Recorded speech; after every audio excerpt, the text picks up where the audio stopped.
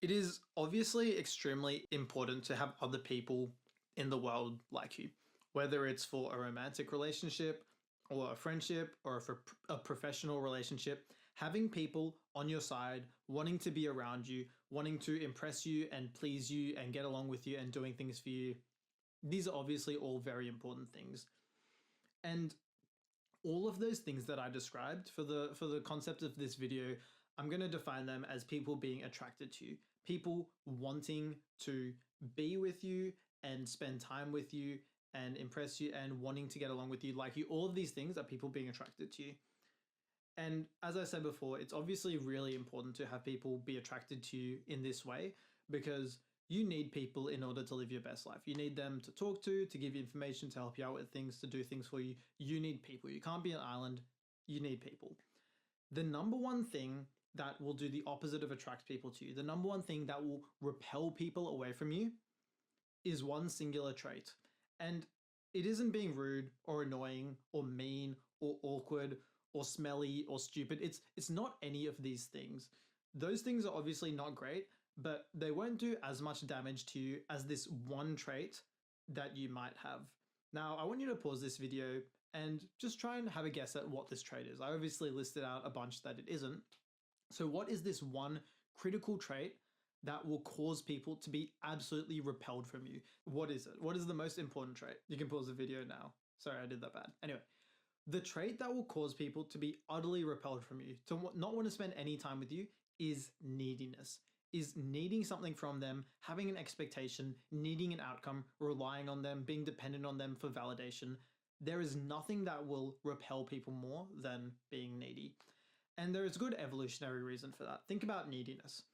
If you're needy, that signals weakness. It signals that you're likely to be a drain on the resources of the group that you're part of, and you will threaten the survival of that group.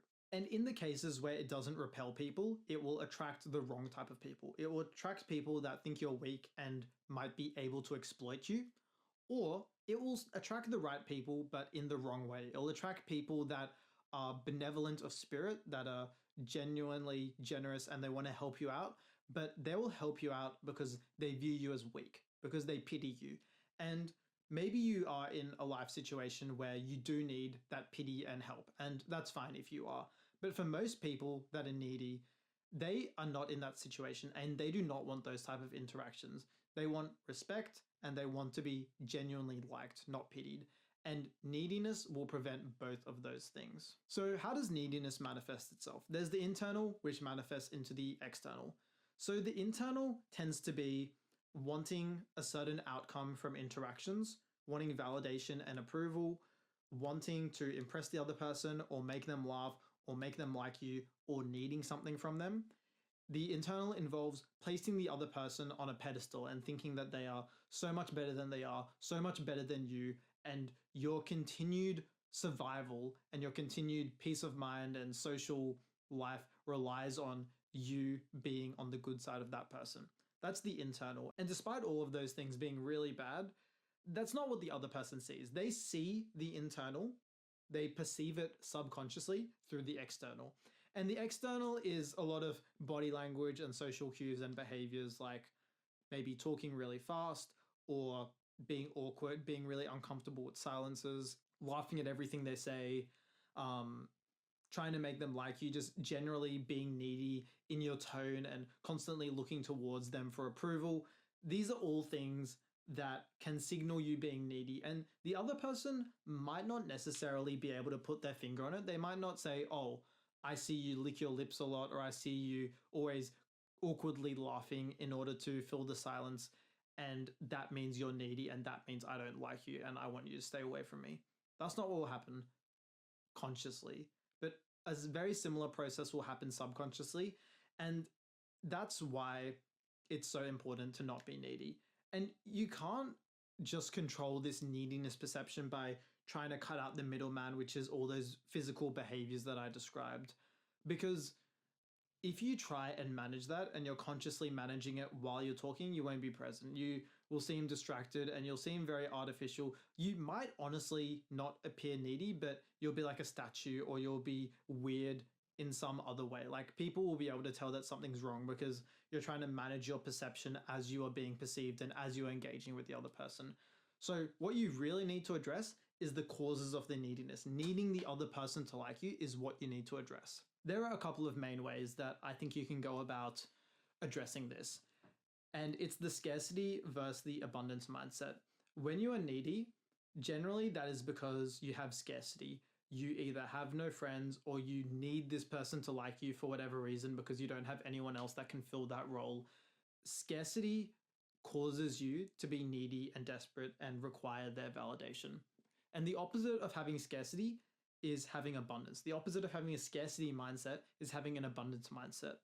And to this end, you can either pursue abundance or you can pursue an abundance mindset. Both will work. So what do I mean by that? Well, having abundance, having genuine abundance in terms of social relationships or in terms of professional prospects, you're not desperate and needy on someone for a job when you're interviewing, something like that. That involves working hard, working smart, and improving your life. It involves taking risks, being social, making more friends such that you don't feel like you're in a state of lack, such that you don't need anything from someone. And when you do have that abundance, that means internally, when you do talk to someone and you want them to be your friend, it will be exactly that. It will be a want. It will not be a need. And the other person will be able to subconsciously perceive that. They'll be able to see that the reason that you're interacting with them is because you actually like them and you don't need anything from them. They will understand that you are not just looking to take from them. You're not just looking to be included in whatever is going on and get their approval and take their validation, take requiring them to make you feel good about yourself, and they'll see that you're actually willing to give. And when you're in an abundance mindset, you will genuinely just want to give out for free without any expectation of return. And paradoxically, let me tell you that when you give freely in any sort of social way, you give out any amount of social value, you will get a return tenfold. You will receive so much more than when you're trying to take social value. Because that is the key. In general, apart from the pity case, people want to be around other people that will improve their life. And they want to be around people that give to them. And in return, they also love to give, but they don't love to give if the other person is only taking. I'm sure you can understand that that doesn't feel good if you're constantly doing something for someone else. You are giving them the approval, you are giving them the social value, you are giving them opportunities and inclusion, and they are giving nothing in return, apart from appreciation, which doesn't really mean anything. And that is why abundance is so important, because in reality, I believe that it's impossible to be truly kind without having abundance and without having without having power. Because if you are kind when you're coming from a position of weakness, then you're not really kind. You're not really doing it out of the goodness of your heart. You're mostly doing it because you want something. You're doing it because you want to feel protected or safe, or you want the other person on your side, or you want them to make you feel good about yourself. And that is not true kindness. Maybe it's niceness, but having true kindness is when you are coming from a position of power and you have options. Someone who's needy and nice is generally because they have no other options. And if someone does the only option that they have, which is suck up to others and be needy and try and impress them, there's no real moral value in doing that. Whereas someone else who has power and has options, they have the option to be nice to you or be mean to you or do any other number of things because they have abundance.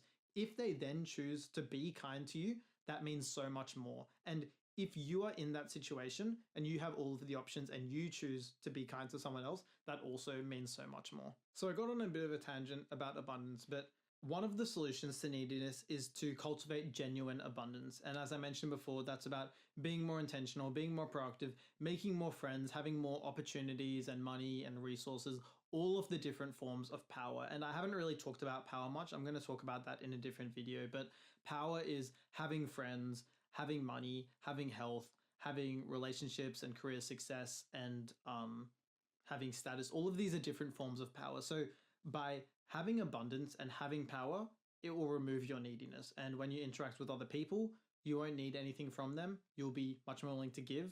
And as I mentioned before, paradoxically, you will give so much more in return. You will have better social and life outcomes when you are abundant and you show that rather than when you're trying to get everything and you're needy. The other thing you can have is an abundance mindset. And this is naturally, if you have abundance, you'll also have an abundance mindset. But if you don't have the physical things in your life that reflect abundance, you can still have an abundance mindset. And what this means is you don't need any one thing to succeed because you are aware that there are so many more opportunities out there. You are aware that if the person that you are talking to doesn't want to be your friend, that is fine. There's no point being needy. And there are so many more opportunities, so many other people out there that you can talk to and make your friend. And even apart from that, even if you don't make any other friends, you are still abundant because you enjoy spending time with yourself. When you spend time with yourself, you're not alone. You don't feel FOMO and you don't feel like crap because you're not with someone else.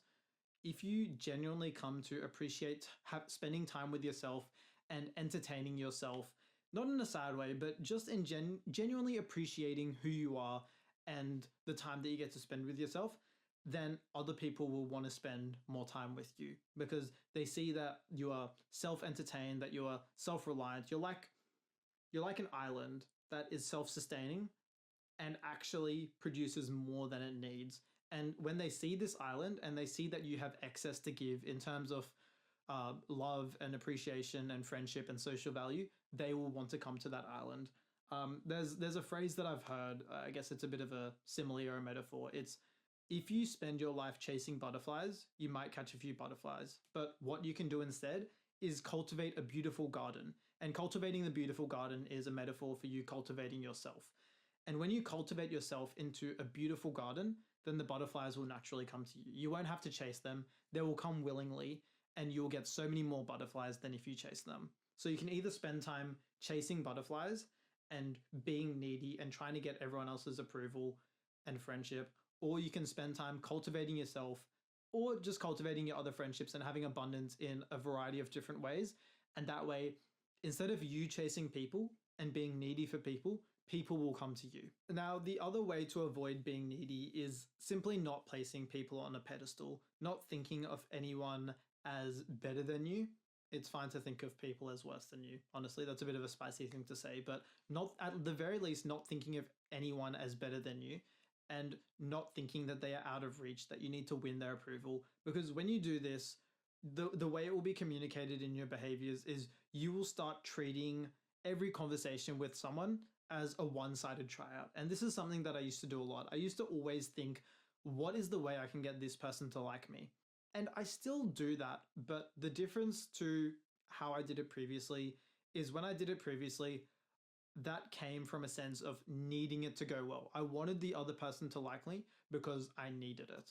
Now what I do is I still want the other person to like me, but it's more for them. Like I want to make them feel good from the bottom of my heart, as soppy as it sounds. Like I genuinely want people's lives to be better for having interacted with me. And this doesn't apply to everyone. There are plenty of people that I couldn't care less about. But if I have classified you in my head as someone that is valuable or someone that I appreciate and someone that I get along with and like, then I want you to like me as well, but not for me. I don't want you to like me necessarily for me. There's definitely part of it. It's a want, it's not a need. But I also want them to like me as a result of the things that I do and all that I'm able to give them. And whatever, for people that are my friends and people that I want to be my friends, there is nothing that I won't do. Like, I have so much love and effort and compassion in my heart for them. They probably don't even know. Sorry, that was a bit of a weird tangent to get into. But what I'm trying to say is the reason that I give so much to these people is no longer, not anymore, because I need them to like me or I need anything from them. It's because I want to give and I want to improve their lives. And part of that is because I view everyone as at most equals. I don't view anyone, literally I do not view anyone as above me. I could meet like some actor like Chris Hemsworth or Barack Obama. I could meet some very important people and I would treat them with respect and I would be friendly and polite and everything like that. But I would not be awed and I would not feel like they're above me and like I need to go and impress them. And this is something that you should aim to replicate in your personal relationships, your friendships, in your romantic relationships, and in your professionals. In all of those, You still treat people with the right level of respect, but you don't treat them with reverence or needing to impress them because they are better than you. What you have to remember to avoid being needy is a relationship is a two-way street. You should be perceiving and assessing them just as much as you think that they are perceiving and assessing you. It is a two-way thing. You need to like them and they need to like you. It's not just you trying to get them to like you as a one-sided affair. So that's the whole video, just stressing the importance of not being needy if you want the social outcomes in your life to improve. If you want the outcomes that involve other people in your life to improve, you need to avoid being needy. And we've talked about why people are needy, why you might be needy towards other people, and that's mainly to do with scarcity versus abundance mindset. We've talked about how this manifests itself physically and how other people perceive this and why they are turned off from neediness so much, because it signals someone that only wants to take. It signals someone that will put obligation on them to force them to make you feel better. It generally, people, if you are interacting with someone that is needy, that person is not going to improve your life. It's not going to make your life better. And in general, people just want to spend time with other people that are going to make their life better. That sounds a bit harsh, sounds a bit selfish, but look in your heart, you know it to be true. It makes perfect sense. You want your life to be better, and that will be reflected by the people you choose to spend time with, which won't be needy people. And we've talked about how you can avoid being needy by developing either abundance or the abundance mindset, or not placing people on a pedestal and treating things as a one-sided tryout where you need to impress them. If you put all of these three things together, these three solutions, and honestly, with abundance versus abundance mindset, it's enough to just have the abundance mindset and the abundance should follow, not just through manifestation or something like that, but if you act with an abundance mindset, it will attract more things into your life. And by attracting more things and more good people and situations into your life, that is abundance. You will have abundance because you have attracted it through the abundance mindset. So that's everything related to neediness, why it is the number one cardinal sin that you can commit when you are interacting with other people, and how and why to avoid it. Thank you so much for watching. Make sure to drop a subscribe if you feel like it. I'm producing a lot more videos like this, and I'm really happy with the way that my content is coming together and coming across. So I hope that you appreciate it as well. And I hope that you gain something useful from this video. And hopefully you have realized the situations and the times in which you are needy and you understand what you can now do about it. As always, thank you for watching. And if you want it, the perfect life is yours.